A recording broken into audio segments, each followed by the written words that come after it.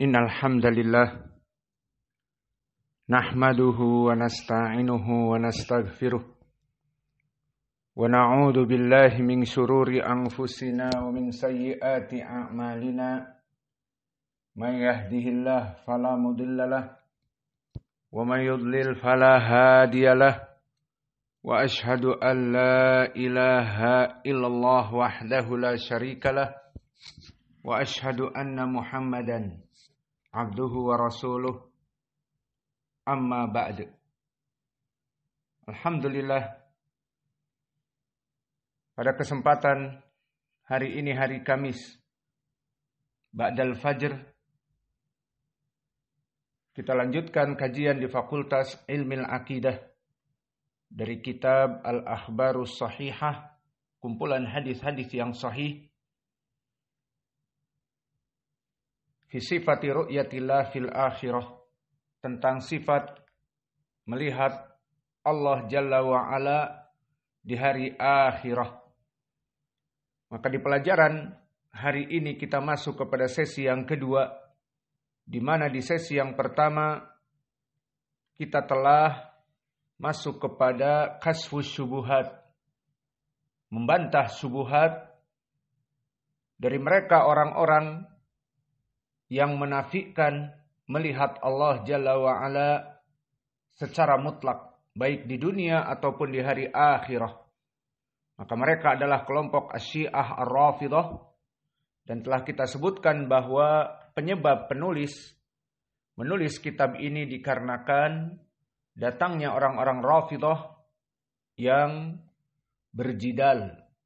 Mereka mengatakan bahwa Allah tidak akan pernah dilihat di hari akhirah, apalagi di dunia dengan kedua mata kita. Maka jawaban kita kepada mereka dari uslub niqash dengan mereka, maka kita jelaskan di pelajaran yang lalu bagaimana cara mereka di dalam menafikan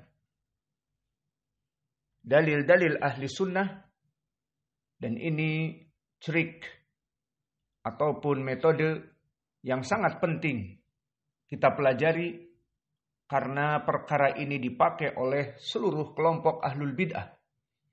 Maka mereka orang-orang yang membenci ahli sunnah, yang menyebut kita Wahabi, yang menyebut kita Mujassimah, dan yang lainnya, maka mereka sistem di dalam menafikan dalil-dalil hujjah kita dengan sistem yang telah kita pelajari dari ciri-ciri mereka. Maka ciri yang pertama, metode yang pertama, mu'aradatu sunnah bil Quran. Maka mereka akan mengambil Al-Quran dan mengimani Al-Quran meski dengan salah kaprah dan gagal faham. Dan di saat kita mendatangkan hadis-hadis yang sahih bahwa Allah dilihat di hari akhirah dengan hadis-hadis yang banyak mutawatir, dan nanti akan kita sebutkan di antaranya hadis innakum satarawna rabbakum kama tarawna hadzal qamar, bahwa kalian pasti akan melihat Allah di hari akhirat, di hari kiamat dan di surga, seperti kalian melihat rembulan di mana dia di atas kita. Hadis-hadis yang sahih mutawatir ini, metode yang pertama mereka dalam menafikan dalil ahli sunnah, maka mereka akan mu'aradatu sunnah bil Quran.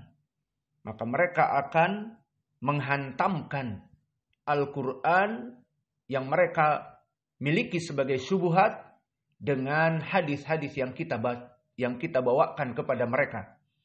Maka mereka akan dengan mudah mengatakan, cukuplah ayat Al-Quran bagi kami, lan tarani.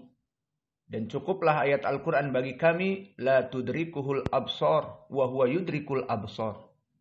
Ini uslub yang pertama. Dan uslub yang kedua dari kelompok ahlul bid'ah di saat menafikan dalil-dalil ahli sunnah, yattabi'una al-mutasyabih wa yada'una al-muhkam. Maka mereka akan mengambil ayat-ayat Al-Quran yang al-mutasyabih, yang bersifat umum dan general, yang diseret oleh mereka seakan-akan ayat ini menjadi pendalilan dan tameng bagi mereka. Padahal salah kaprah dan gagal faham. Lalu menafikan ayat-ayat yang kita punya untuk membantah syubhat mereka. Mereka mengatakan cukuplah kami dengan ayat ini dan kami tidak beriman dengan ayat muhkamat yang kamu sebutkan tadi. Ini uslub yang kedua dan keduanya telah kita bahas. Dan sekarang kita masuk kepada uslub yang ketiga. Metode yang ketiga, maka mereka di saat kita memberikan ayat Al-Quran yang muhkamat, yang kita katakan bahwa ini ayat lebih jelas, pendalilannya jelas daripada ayat yang kalian baca. Maka apa kata mereka atau metode mereka dalam menafikan dalil-dalil ahli sunnah? Yu'awwilunal ayah ala hasbi hawahum wa araihim. Maka mereka akan mentakwilkan ayat Al-Quran yang kita bawa dengan pentakwilan Al-Quran sesuai pemahaman mereka yang salah kaprah dan gagal faham. Maka ini juga dari syubhat mereka, dari trik mereka, bagaimana mereka menjatuhkan dalil-dalil ahlu sunnah. Namun perkara yang ketiga ini min arda maladaihi minasyubuhat firad alal qawlil haq. Maka ini adalah dari cara trik yang buruk dibanding dua trik yang sebelumnya. Maka contohnya hina dzakarna adila fi itsbat ru'yatillah fil akhirah. Di saat kita mendatangkan misalnya ayat Al-Quran yang spesifik, yang muhkamah, bahwa Allah itu dilihat di hari akhirah dengan ayat yang spesifik, tidak seperti mereka yang mujmal dan general, bersifat umum. Maka dari ayat yang spesifik di dalam surat Al-Qiyamah, wujuhu yawma idzin nadhirah ila rabbiha nadhiratun. Maknanya wujuhu yawma idzin nadhirah. Pada hari itu, di hari kiamat, baik di arasatil qiyamah ataupun di surga, wajah-wajah orang-orang yang mukmin nadhiratun, dalam keadaan sumringah, dalam keadaan berbahagia, dalam keadaan senang. Kenapa? Ila rabbiha nadhiratun, di saat mereka melihat kepada wajah Allah. Ayat ini jelas dari segi pendalilan, muhkam, tidak bisa diseret kemana-mana dan bersifat spesifik. Ayatnya jelas, tidak bisa diseret ke kiri dan ke kanan. Maka bagaimana mereka merancukkan dan menjauhkan kaum muslimin dari ayat yang jelas ini? Maka mereka masuk kepada al-uslub ats-tsalits, kepada trik yang ketiga, meskipun trik ini lebih buruk daripada dua trik yang sebelumnya. Maka mereka akan mentakwilkan ayat yang kita bawa kepada pentakwilan yang salah, yang menyesuaikan dengan hawa nafsu dan pemikiran mereka. Maka contohnya ayat ini jelas membantah mereka secara spesifik. Wujuhu yawma idzin nadhirah ila rabbiha nadhiratun. Wajah-wajah mereka sangat bahagia di saat mereka melihat kepada wajah Allah. Ayat yang jelas, tidak bisa diseret-seret kemana-mana. Tidak seperti ayat mereka, berkata Allah kepada Musa yang minta melihat Allah, lantaroni, kamu tidak bisa melihatku. Di mana? Di dunia. Tapi di hari akhirat bisa. Maka ayat ini secara general, hanya sekedar ayat yang maknanya di dunia, tapi mereka jadikan juga untuk di hari akhirah. Itu makna dari ayat-ayat yang mujmal, yang mutasyabih, yang dibawa oleh kelompok ahlul bid'ah di dalam surat Ali Imran untuk tujuan ibtigha al-fitnah wa ibtigha ta'wilihi. Untuk membuat fitnah kepada kaum ahlu sunnah dan untuk menjadikan pembenaran dari takwil mereka. Maka mereka beristidlal dengan lantarani untuk menafikan Allah tidak dilihat di hari akhirah. Padahal ayat ini mujmal, bersifat umum. Maknanya penafian di dunia melihat Allah saja. Tidak melihat Allah di hari akhirah. Adapun melihat Allah di hari akhirah dengan ayat ini, wujuhu yawma idin nadhirah ila rabbiha nadhiratun. Maka di saat mereka tidak bisa berkutik dengan ayat yang muhkamat ini, ini ayatnya spesifik sekali. Lalu bagaimana cara mereka melarikan dalil ahli sunnah yang kita bawa tadi? Mereka lari kepada uslub ats-tsalis, al-uslub ats-tsalis, metode yang ketiga, trik yang ketiga. Maka mereka mentakwilkan ayat yang muhkamat ini kepada pentakwilan yang Allah dan Rasulnya dan para salaf tidak menginginkannya. Yang mana datang dari takwilan mereka sendiri untuk menjauhkan manusia dari kebenaran. Maka mereka berkata, okelah. Kalian beristidlal dengan surat Al-Qiyamah yang kalian pikir itu adalah muhkamat, ayat-ayat yang jelas. Namun kita punya trik yang ketiga. Apa? Kita mentakwilkan ayat yang antum baca dan antum jadikan pendalilan kepada pentakwilan kami. Lalu bagaimana pentakwilannya? Faqalu inna nadhara huna intidhar yang tadiru sawabuhu au sawabahu. Maka makna kata mereka, wujuhu yauma idin nadhirah ila rabbiha nadhiratun. Wajah-wajah mereka sumringah, bahagia di saat mereka, ini tafsir kita ahli sunnah, ila rabbiha nadhiratun, di saat mereka melihat wajah Allah, mereka mengatakan, oke, kamu beristidlal dengan surat Al-Qiyamah. Al-Quran ini muhkamah, lebih spesifik. Namun apa? Kita punya takwil yang sesuai dengan makna yang kita inginkan. Itu dari syubhat mereka. Apa yang mereka katakan? Ucapan Allah ila rabbiha nadhiratun, maka maknanya bahwa wajah-wajah mereka sumringah, ila rabbiha nadhiratun, maknanya bukan melihat kepada wajah Allah. Karena nadhiratun maknanya intidhar. Seperti antum ketahui, intadhara yang tadhiru intidharon. Apa? Menunggu. Yang tadhiru thawabahu. Bahwa wajah-wajah mereka sumringah bukan melihat Allah, tapi menunggu pahala Allah. Senang menunggu pahala Allah. Maka ini takwil dari mereka. Dan takwil ini takwil yang salah. Yang mana salahnya dibantah dari dua segi. Segi yang pertama, di sana banyak tafsir as-salaf. Dari salaf menunjukkan bahwa wujuhu yawma idin nadhirah ila rabbiha nadhirah disebutkan melihat wajah Allah dengan sanad-sanad yang sahih. Maka yang diinginkan di sini makna nadhiratun bukan intidhar menunggu, tetapi melihat wajah Allah. Ini jawaban yang pertama kepada tafsir ayat ini. Jawaban yang kedua dari segi lugatil arabiyah.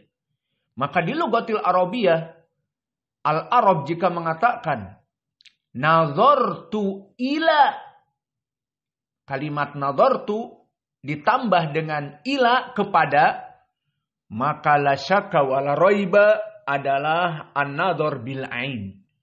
Jika kalimat nadhara disambung dengan kalimat ila kepada, maka maknanya baligi lugatil arabiyah tidak ada lain illa bimakna an-nadhar ila syai'. Nadribul misal. Nadhartu minan nafidati ila al-mal'ab. Aku melihat dari jendela kepada lapangan. Ke arah lapangan. Ataupun nazartu ilal kitab. Aku melihat kepada kitab. Maka di sini nazartu ila, aku melihat kepada objek, maknanya melihat dengan kedua mata. Maka sepakat ahlu lugatil arabiyah kalimat nazara ditambah ila, maknanya tidak dipalingkan kepada menunggu al-intidhar, tetapi maknanya melihat kepada objek. Lalu di ayat ini lihat bagaimana i'rabnya. Wujuhu yawma idzin nadhiratun. Wajah-wajah mereka pada saat itu berbahagia. Ila rabbiha nadhiratun. Maka ila rabbiha di sini ada ila. Dan dia harfi jar, rabbiha ismun majrurun bi ila. Ila rabbiha nadhiratun. Maka di sini ila rabbiha sibhul jumlah jar wa majrur, khobar mutaqaddim, dan nadhiratun mubtada muakhar. Maka boleh kita menjadikan takdim mubtada. Bagaimana? Nadhiratun ila rabbiha. Maka di sini kalimat ila rabbiha nadhiratun, ila rabbiha sibhul jumlah jar majrur dikedepankan sebagai khobar dari nadhiratun mubtada. Maka asalnya bisa mubtada dikedepankan nadhiratun ila rabbiha.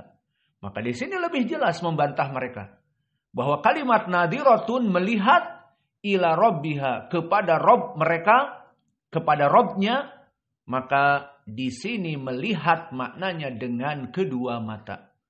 Maka wajah-wajah yang sumringah pada saat itu di hari akhirah, kenapa? Nadhiratun ila rabbiha. Mereka melihat kepada Rabbnya. Maka di sini tidak boleh diartikan dengan menunggu. Maka kembali kepada tafsir salaf. Apakah maknanya menunggu?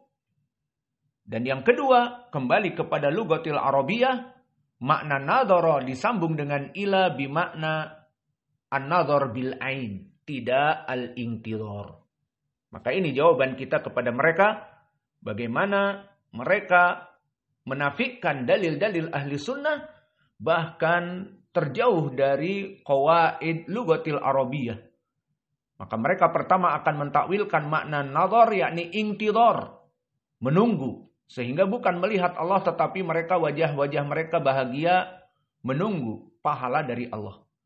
Dan yang kedua, mereka tidak mempedulikan kaidah lugatil arabiyah, bahwa di sini disebutkan nadhiratun ila rabbiha, maka dianggap menunggu. Padahal di kaidah arabiyah yang sepakat padanya, kalimat nadhara disambung dengan ila, seperti nadhartu ilal mal'abi. Aku melihat kepada lapangan. Nadhartu ila zaujati. Aku melihat kepada istriku. Maka maknanya melihat dengan kedua mata. Maka ini bantahan kepada mereka dari al-uslub ats-tsalits. Dari trik mereka menafikan dari dalil-dalil ahli sunnah dengan pentakwilan Al-Quran dari hawa nafsunya. Dan uslub yang keempat dari cara mereka menjauhkan manusia dari dalil-dalil ahli sunnah adalah al-uslub ar-rabi' nafal haq li jahlihim bi ilmil hadis. Maka mereka tidak mempunyai ilmul hadis. Lalu mereka akan menafikan dalil-dalil kita ahlu sunnah dengan kebodohan mereka dalam ilmul hadis. Dan ini adalah min arda maladaihi minasyubuhat fi saddi ala atau fi saddi an siratil mustaqim. Maka ini adalah dari syubhat mereka yang paling buruk dari cara-cara mereka yang paling buruk dari subuhat yang sebelumnya. Di mana mereka akan mengatakan pentasihan dan pentadifan dari segi ilmu hadis yang mana mereka tidak mempunyai ilmu. Fakulama dzakarna al-adilah bil ahadits as-sahihah sawa'un kana fi sahihain aw mimma tafarrada bihima aw mimma laysa fi sahihain ma'a dzikri ruwati hadithihim aw hadithiha min as-sahabah faqalu nahnu ma nu'minu bi sihhati hadithikum la fil Bukhari wala fi Muslim wala min Abi Hurairah wala min Ibni Umar. Maka mereka di saat kita mendatangkan dengan capek kita takhrij. Hadis ini muttafaqun alaih. Dikeluarkan oleh Al-Imam Al-Bukhari dan Muslim. Dari sahabat siapa? Abu Hurairah atau Ibnu Umar. Atau diriwayatkan Imam Abi Daud. Kita sebutkan sanadnya dan kita periksa dengan capek. Maka mereka dengan mudah akan mengatakan. Nahnu ma nu'minu bisihhati hadithikum. Kita ini tidak beriman kepada kesahihan hadis kalian. Kami tidak beriman dengan hadis-hadis yang kalian sebutkan tadi apa? As-sahihain, muttafaqun alaih. Kami tidak beriman kepadanya. Dan kami tidak beriman kepada yang berkesendirian Al-Bukhari di sahihnya. Atau sahih Muslim. Bahkan kami tidak peduli kepada para sahabat yang kalian sebutkan. Abu Hurairah, Ibnu Umar, apalagi Aisyah. Yang paling dibenci, dan Umar dan Abu Bakar, maka mereka mengatakan fanahnu nasiku bi ahadits marwiyat min sayyidina Ali radhiyallahu anhu wa ahli baitihi sallallahu alaihi wa ala alihi wasallam al-manqul min kitabina faqat. Maka kami hanya beriman kepada hadis-hadis yang sanadnya dari Ali. Sahabatnya hanya Ali. Dan Ali diriwayatkan dari Husain, dari Hasan, kemudian dari Al-Baqir, dan dari kelompok-kelompok 12 imam mereka, Al-Jawad, Al-Askari, dan yang lainnya. Maka lihat bagaimana mereka menafikan dalil-dalil yang sahih muttafaqun alaih hanya dikarenakan sanadnya berbeda dengan apa yang mereka yakini. Kalau kita sanadnya dari sahabat Abi Hurairah, Ibnu Umar, dan Ali juga kita pakai. Adapun mereka sanadnya harus dari Ali kepada Nabi, dan harus dari jalan Fatimah kepada Nabi, ataupun dari anak cucu mereka Al-Hasan wal Husain. Maka berapa hadis yang hanya datang dari Ali radhiyallahu anhu? Dan berapa hanya hadis yang datang dari Aisyah kalau begitu. Dan berapa dari yang meriwayatkan dari Ali. Dari anaknya Al-Husain yang mati muda Daingyang. Dan dari Hasan. Dan berapa dari murid Al-Hasan dan Al-Husain dari cabang anak-anaknya. Dari Al-Jawad, dari Al-Baqir. Dan seterusnya sampai kepada Al-Askari, sampai kepada Al-Mahdi Al-Muntadhar. Imam Mahdi yang ditunggu oleh mereka yang masuk kepada gua dan menghilang. Maka sanad-sanadnya harus dari mereka at-tahirin. Orang-orang yang suci dari debu. Yang mana mereka maksum. Maka inilah sanad-sanad yang mereka akui. Sehingga mereka dengan mudah menafikan hadis-hadis ahli sunnah. Bukan dikarenakan ilmu hadis. Dan ilmu rijal mereka menafikan hadis kita. Tetapi dari perkara-perkara yang tidak ada asal usulnya. Di mana mereka hanya beriman kepada hadis-hadis yang diriwayatkan oleh sahabat Ali atau Fatimah. Dan membenci hadis-hadis Aisyah. Membenci hadis-hadis Abi Hurairah. Apalagi Abu Bakar dan Umar. Maka bagaimana mereka menafikan hadis dengan bukan ilmu hadis. Maka ini uslub yang keempat. Maka ini cara mereka kelompok Ar-Rafidah menafikan hadis-hadis ahli sunnah. Bahwa hadis-hadis kita tidak direkomendasikan oleh mereka. Tidak diaksep disetujui oleh mereka. Dan juga perkara yang kelima, uslub yang kelima yang terakhir, bahwa mereka ittiba'ul hawa. Mereka mengikuti hawa nafsu. Sehingga jidal, debat kusir dengan mereka, ingin meyakinkan kepada mereka bahwa Allah itu dilihat di hari akhirah, maka tidak akan bisa nyambung, disconnected. Karena apa? Mereka yang kelima ittiba'ul hawa. Mereka lebih baik mengikuti hawa nafsu mereka daripada mengambil kebenaran dari pihak ahli sunnah. Maka di sini barakallahu fikum, antum bisa melihat dari ciri yang pertama, ciri yang kedua, telah kami sebutkan tadi, dan ciri yang ketiga, mereka jika kita mendatangkan ayat Al-Quran yang muhkamat akan ditakwilkan sesuka mereka. Dan yang keempat, di saat kita ngebul mulut kita dengan hadis-hadis yang sahih, fi sahihain an Abi Hurairah, akhrajahu Imam Ahmad bisanadin sahih, fi sanadihi fulan an fulan, maka mereka akan dengan mudah menutup mulut kita dengan cukup. Kami tidak beriman dengan hadis-hadis kalian, kami hanya beriman dengan hadis-hadis yang ada pada kami dari sahabat Ali dan diriwayatkan oleh imam-imam dari kami. Dan di kitab-kitab yang kami keluarkan. Dari kitab kami, kitab Syiah. Seperti Al-Kafi dan yang lainnya. Adapun kitab kalian, kitab Sahih Al-Bukhari, Sahih Muslim, Sahih Abu Daud, itu kami tidak beriman kepadanya. Maka dari 4 syirik yang kita ketahui, kita tambahkan bahwa uslub mereka yang kelima adalah ittiba'ul hawa. Bahwa mereka mengikuti hawa nafsu di dalam berjidal. Maka berapa dari kaum mubtadi'ah man yahsulu lahum hadal amr, yang mana mereka mendapati perkara-perkara ini. Mereka akan melaksanakan 4 perkara yang telah kami sebutkan, memukulkan Al-Quran dengan Al-Quran. Ayat-ayat muhkamat dibenturkan dengan ayat mutasyabih dari mereka. Jika kita beristidlal dengan Al-Quran yang maknanya sesuai dengan kita, mereka akan mentakwilkan dengan takwilan mereka.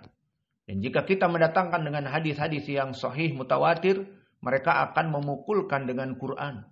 Quran lebih baik daripada hadis. Kemudian jika kita mendatangkan hadis-hadis yang dikeluarkan oleh ashabus sunan, bahkan muttafaqun alaih, mereka tidak beriman kepada hadis apa itu muttafaqun alaih dan seterusnya. Maka kesimpulannya, berapa dari kelompok mubtadi'ah yang mana mereka tidak bisa dengan berjidal dengan mereka untuk dibawa kepada kebenaran. Karena apa?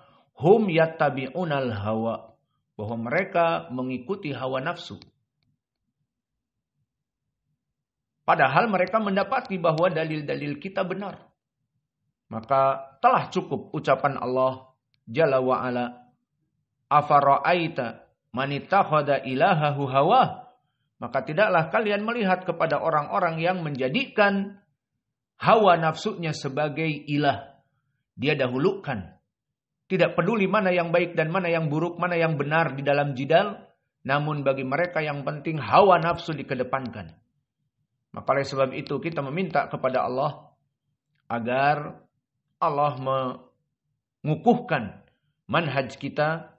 Dan kita berdoa kepada Allah seperti banyak di dalam hadis-hadis Nabi berdoa, Ya muqallibal qulub, tsabbit qalbi ala dinik. Ya muqallibal qulub, tsabbit qalbi ala dinik. Wahai Allah yang membolak-balik hati, maka tegarkanlah hati ini dalam kebenaran, dalam hidayah. Tidak menjadi sekarang salafi, kemudian meninggalkan kesalafiannya, bergabung dengan kelompok-kelompok yang sesat, karena tidak menuntut ilmu, dan disibukkan dengan dunia, ataupun disibukkan dengan perkara-perkara yang lain, Maka kita berdoa kepada Allah agar Allah terus mengistiqomahkan kita. Ya muqallibal qulub tsabit qalbi ala dinik. Wahai Allah yang membolak-balikkan hati, maka tegarkanlah hati ini di dalam sunnah. Dan Allah berfirman di surat Al-An'am, wa nuqallibu afidatahum wa absarahum. Bahwa Allah itu membolak-balikkan hati-hati mereka dan pandangan-pandangan mereka. Maka yang tadinya dari kelompok ahlul bid'ah dibolak-balikkan sampai kepada mendapatkan hidayah menjadi sunnah. Dan bisa jadi dari kelompok ahlus sunnah kemudian banyak duduk dengan kelompok ahlul bid'ah sehingga menyerap dari pemikiran kelompok ahlul bid'ah dan awam. Maka inilah dari sifat Allah. Wa nuqallibu afidatahum wa absarahum. Maka kami yang membolak-balikkan dari hati-hati mereka dan pandangan-pandangan mereka. Sehingga mereka melihat kebid'ahan menjadi sunnah. Dan melihat sunnah menjadi bid'ah. Dan melihat kelompok ahli sunnah baik da'i ataupun santri-santri dianggap bagaikan kelompok yang buruk. Dan kelompok yang tidak pantas diikuti. Dan bagi mereka mengikuti orang-orang awam ataupun kelompok ahlul bid'ah lebih baik daripada mengikuti ahli sunnah. Karena Allah telah membolak-balikan hati. Seperti di dalam ayat tadi. Wa nuqallibu afidatahum wa absarahum. Bahwa kami yang membolak-balikan hati.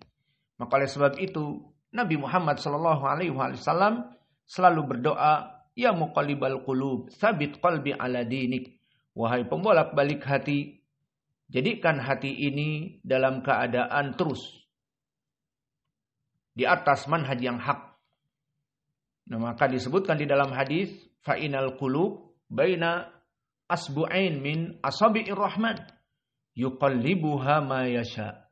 Bahwa hati-hati kaum muslimin itu ada di tangan-tangan Allah. Allah dengan mudah membolak-balikannya. Maka kita meminta kepada Allah, ya muqallibal qulub tsabit qalbi ala dinik. Wahai dat yang membolak-balikan hati, tegarkanlah hati ini di dalam jalan yang hak. Maka hadis ini hadis yang sahih diriwayatkan oleh Imam At-Tirmidzi dan Imam Ahmad dan Imam Ibnu Abi Syaibah dari jalan Abu Muawiyah anil A'mas an Abi Sufyan dari Anas. Maka sanad ini semua rijalnya thiqat kecuali an Anatil A'mas, namun mempunyai syawahid seperti datang dari Ummi Salamah dari riwayat Syahr ibnu Hausyab an Ummi Salamah diriwayatkan oleh Imam At-Tirmidzi dan Ahmad juga, dan di sanadnya Syahr ibnu Hausyab juga dhaif dan mempunyai syahid yang lain dari Aisyah diriwayatkan oleh Imam Ahmad dari jalan Ali ibni Zaid an Ummi Muhammad an Aisyah. Dan Ali ibnu Zaid yang diinginkan adalah Ali ibnu Zaid ibnu Jada'an, dan dia hafalannya rusak. Dan mempunyai mutaba'ah diriwayatkan oleh Imam Ahmad dari jalan Al-Mu'alla ibni Ziyad dan Hisham dan Yunus dari Al-Hasan Al-Basri dari Aisyah. Dan ini sanadnya lebih baik dari sanad yang pertama karena Ali ibni Zaid ibni Jad'an. Namun di sini Al-Hasan Al-Basri tidak pernah mendengar dari Aisyah, maka sanadnya juga kepada Aisyah terputus. Dan di sana ada syawahid yang keempat dari Nawas ibnu Sam'an yang diriwayatkan oleh Imam An-Nasa'i di Sunan Al-Kubra dan Imam Ahmad, yang mana sanadnya dari jalan Bisr atau Busr ibnu Abdillah Al-Hadrami an Abi Idris Al-Khawlani an Nawas ibni Sam'an. Maka sanad dari Nawas ibni Sam'an sanad yang sahih. Maka hadis ini doa Nabi, ya muqallibal qulub tsabit qalbi ala dinik, adalah hadis yang sahih yang datang dari berbagai sahabat, dan yang paling sahih adalah dari riwayat Nawas ibnu Sam'an. Maka selesailah dari pembukaan kitab, yang mana kitab ini ditulis disebabkan karena datangnya kelompok Syiah Ar-Rafidhah, dan kami jelaskan tadi bagaimana kelompok Asy-Syiah Ar-Rafidhah di saat kita berjidal dengan mereka dan di saat mereka menolak dalil-dalil dari Al-Quran dan As-Sunnah yang kita sebutkan dengan 5 metode tadi. Lalu sekarang kita baru 35 menit, kita sambung dengan pemahaman judul kitab. Setelah tadi kita mengetahui penyebab dari menulis kitab ini, maka kita masuk kepada judul agar kita pun lebih memahami apa sih kitab ini. Maka di judul disebutkan Al-Akhbaru As-Sahihatu. Apa maknanya? Al-Akhbaru adalah jamak dari khobar. Dan makna khobar adalah definisinya kullu ma jaa fi hadha al-kitab minal Qur'an wa sunnah al-marfu'ah wal ma'thur minas sahabah au minat tabi'in wa itba'at tabi'in. Maka makna dari al-akhbar jamak dari khobar. Lalu apa itu khobar? Khobar adalah apa yang datang dari Al-Quran dan sunnah Nabi yang marfu' atau dari athar para sahabat serta tabi'in serta itba'ut tabi'in. Ini dinamakan dengan al-khobar. Maka makna al-akhbar jamak dari khobar. Sehingga kita bisa sebutkan kumpulan khabar khobar. Kemudian as-sahihatu. Maka as-sahihatu di sini i'rabnya dari segi i'rab al-akhbaru as-sahihatu. Maka di sini as-sahihatu sifah untuk al-akhbar. Lalu apa al-akhbar i'rabnya? Di sini marfu, dia khobar dari mubtada yang mahdhuf takdiruhu hadhihi al-akhbaru as-sahihatu. Maka as-sahihatu dalam keadaan marfu juga karena dia sifat. Menjelaskan sifat dari kumpulan khobar-khobar yang sahih saja. Maka dari sini kita mendapatkan faedah. Pertama, bahwa penulis yataharra bil khobar. Bahwa penulis di sini menyaring dari kitab-kitabnya khusus hadis-hadis dan khobar-khobar yang sahih saja. Dan di sini tentunya berlawanan dengan kitab-kitab yang ditulis seperti orang-orang Hatibul Lail. Maka apa makna dari Hatibul Lail? Hatibul Lail adalah mereka orang-orang yang mencari kayu bakar di malam hari. Hatibul Lail. Pencari kayu bakar di malam hari. Lalu orang-orang yang mencari kayu bakar di malam hari memangnya salah? Jawabnya tidak salah, terserah. Mau mencari kayu bakar di siang hari atau di malam hari, terserah. Namun di sini kalimat Hatibul Lail adalah jarh dari para ulama kepada mereka orang-orang yang membuat ceramah atau mengumpulkan kitab, membuat kitab. Yang mana kitab yang dibuat dan ceramah-ceramah yang dibuat dan khutbah-khutbah Jum'ah yang dibuat tidak disaring. Maka semua yang dia dapatkan dari hadis-hadis dimasukkan. Dari athar-athar sahabat, ucapan Ali, ucapan Al-Hasan Al-Basri, ucapan Asy-Syafi'i dia masukkan. Dan dia tidak mengetahui bahwa hadis-hadis tersebut sahih atau dhaif, bahkan palsu, dan mereka juga tidak peduli dari penukilan-penukilan dari para ulama. Maka dari khutbah-khutbah orang awam, menukilkan ucapan-ucapan kelompok as-sufiyah, menukilkan ucapan-ucapan kelompok asy-syiah, maka sangat berbahaya sekali. Pada hakikatnya orang yang mengaku ahlus sunnah kemudian sholat id ataupun sholat jum'ah ataupun duduk mendengar ceramah-ceramah dari orang-orang yang bukan ahli sunnah. Karena mereka Hatibul Lail. Mereka akan mencampur adukan dari mulai akidah. Ada akidah ahli sunnah sedikit, dicampur dengan as-sufiyah, dicampur dengan akidah asy-syiah ar-rafidah, atau bahkan pemikiran ekstrim ISIS ataupun kelompok dari Khawarij. Dan orang ini tidak mengetahui. Karena dia duduk dengan orang-orang Hatibul Lail tadi, ternyata hadis-hadisnya palsu, ternyata pemikirannya gado-gado, banyak mengimpor dari pemikiran kelompok selain ahli sunnah, maka sangat berbahaya sekali orang-orang yang notabene mengaku ahli sunnah kemudian duduk dengan orang awam, duduk dengan orang-orang yang Hatibul Lail. Maka kalimat Hatibul Lail adalah jarh.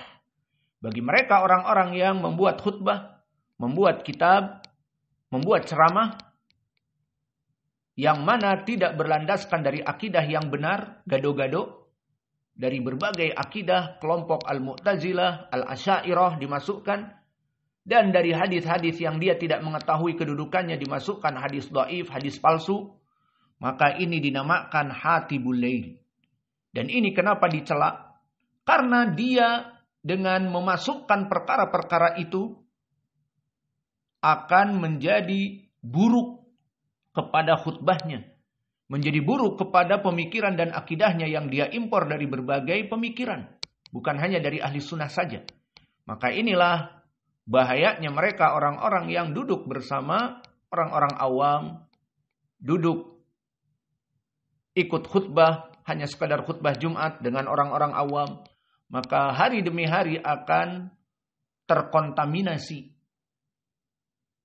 dari pemikiran ahli sunnahnya. Karena dai-dai yang Hatibul Lail. Maka bagaimana gambarannya Hatibul Lail sangat berbahaya di dalam agama Islam dan dicela? Bagaikan orang yang mencari kayu bakar di malam hari. Dan orang yang mencari kayu bakar di malam hari misalnya ke hutan, dan di hutan tidak ada penerang listrik, tidak masuk hutan. Maka dia ke hutan paling membawa obor atau membawa senter.